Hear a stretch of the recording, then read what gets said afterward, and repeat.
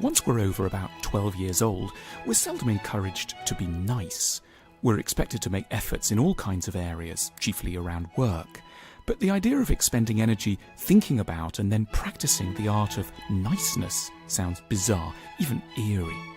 That's why we've drawn up a checklist of 10 virtues that we think matter more than ever in the modern age. Resilience.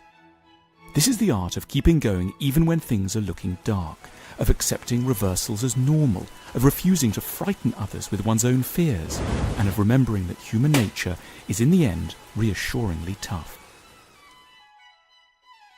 Empathy. The capacity to connect imaginatively with the sufferings and unique experiences of another person. The courage to become someone else and look back at oneself with honesty. Patience. We lose our temper because we believe that things should be perfect. We've grown so good in some areas, like putting men on the moon, we're ever less able to deal with things that still insist on going wrong, like traffic, government, other people. We should grow calmer and more forgiving by getting more realistic about how things actually tend to go. Sacrifice. We're hardwired to seek our own advantage, but also have this miraculous ability very occasionally to forego our own satisfactions in the name of someone or something else. We won't ever manage to raise a family, love someone else, or save the planet if we don't keep up with the art of sacrifice. Politeness. Politeness has a bad name. We often assume it's about being fake, which is meant to be bad, as opposed to really ourselves, which is meant to be good. However, given what most of us are really like deep down, we should spare others too much exposure to our deeper selves. We need to learn manners, which aren't evil. They're the necessary internal rules of civilization. Politeness is very linked to tolerance, to a capacity to live alongside people whom one won't necessarily agree with, but at the same time won't be able to avoid.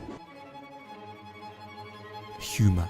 Seeing the funny sides of situations and of oneself doesn't sound very serious, but it's integral to wisdom, because it's a sign that one's been able to put a benevolent finger on the gap between what we want to happen and what life can actually provide. Like anger, humour springs from disappointment, but it's disappointment optimally channeled.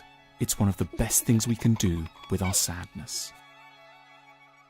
Self-awareness. To know oneself is to try not to blame others for one's troubles and moods, to have a sense of what's going on inside oneself and what actually belongs to the world. Forgiveness. Forgiveness means a long memory of all the times when we wouldn't have got through life without someone cutting us some slack. It's recognizing that living with others isn't possible without excusing errors. Hope. The way the world is now is only a pale shadow of what it could one day be. We're still only at the beginning of history. As you get older, despair becomes far easier, almost reflex, whereas in adolescence it was still cool and adventurous. Pessimism isn't necessarily deep, nor optimism shallow. Confidence. The greatest projects and schemes die for no grander reason than that we don't dare. Confidence isn't arrogance, it's based on a constant awareness of how short life is and how little we ultimately lose from risking everything. Let's try to keep these in mind and practice them a little every day.